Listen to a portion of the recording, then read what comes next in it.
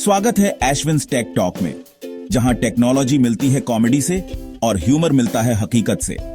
आज का टॉपिक ऐसा है कि पटरियां भी शर्मा जाएं, अब ट्रेन जमीन को छूती भी नहीं और फिर भी सबसे पहले पहुंचती है। मतलब भाई, दुनिया अब लिटरली उड़ रही है। चंगचून, चाइना। एक ऐतिहासिक दिन चीन ने टेस्ट किया high temperature super conducting electric levitation system, एक ऐसी ट्रेन जो पटरियों को छूती भी नहीं। भाई, अब ट्रेन और जमीन में लॉन्ग डिस्टेंस रिलेशनशिप चल रहा है, बस प्यार है, टच नहीं। देख भाई, ये कोई जादू नहीं, ये है साइंस। सुपर कंडक्टर मतलब ऐसा कंडक्टर जो रेजिस्टेंस नहीं देता, मतलब एनर्जी की बर्बादी नहीं, स्पीड फुल ऑन। मतलब ट्रेन में भी वो क्वालिटी आ गई जो आजकल के लोग शादी में ढूंढते हैं, नो रेजिस्टेंस। इसमें हाई टेम्परेचर सुपर कंडक्टर लगाया गया है। अब -200 डिग्री सेल्सियस की जरूरत नहीं, थोड़ा गर्म माहौल में भी चलता है। मतलब ट्रेन भी अब ससुराल जैसे माहौल में कंफर्टेबल हो गई है। और अब तो ये ट्रेन 600 किलोमीटर प्रति घंटे की रफ्तार से चलती है। मतलब भाई, अहमदाबाद से मुंबई सिर्फ लंच और डिनर के बीच में पहुंच जाओगे।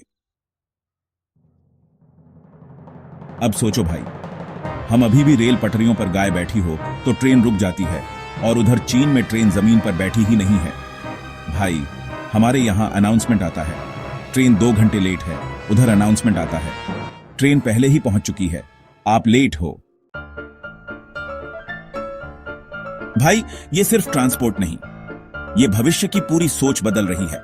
जीरो फ्रिक्शन का मतलब no noise, no pollution, no mechanical failure.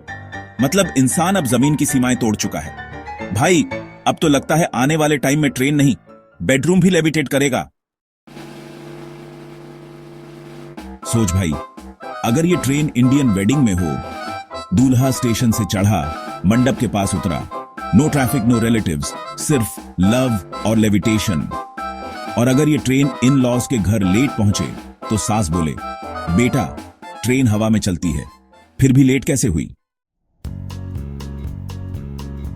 भाई, आज की ट्रेन 600 की स्पीड से उड़ रही है, पर इंसान का सोचने की स्पीड अब भी 2G पर है।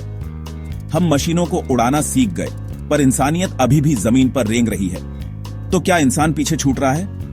नहीं भाई, इंसान को अब उड़ना है, सोच में, व्यवहार में और टेक्नोलॉजी में। अगर ये टेक्नोलॉजी गलत हाथों में गई तो ट्रेनों से तेज बर्बादी आएगी, पर सही सोच के साथ हम एक ऐसी दुनिया बना सकते हैं जो हवा में हो पर जमीन से जुड़ी हो। भाई, फिर तो ये सिर्फ एक ट्रेन नहीं, ये इंसान की एवोल्यूशन की अगली कड़ी है। भाई, ट्रेन उड़ रही है, अब तेरी बारी है। सोच को भी लेविटेट कर, क्योंकि आने वाला कल सिर्फ उन्हीं का है जो आज उड़ना सीख जाएं, पर जड़ों को न भूलें। अगर आपको ये उड़ती हुई ट्रेन पसंद आई हो तो नीचे उतरकर लाइक दबाओ, कमेंट करो और सब्सक्राइब करना मत भूलो, क्योंकि भाई, अगली बार हम टाइम मशीन में मिलेंगे और वो भी बिना टिकट।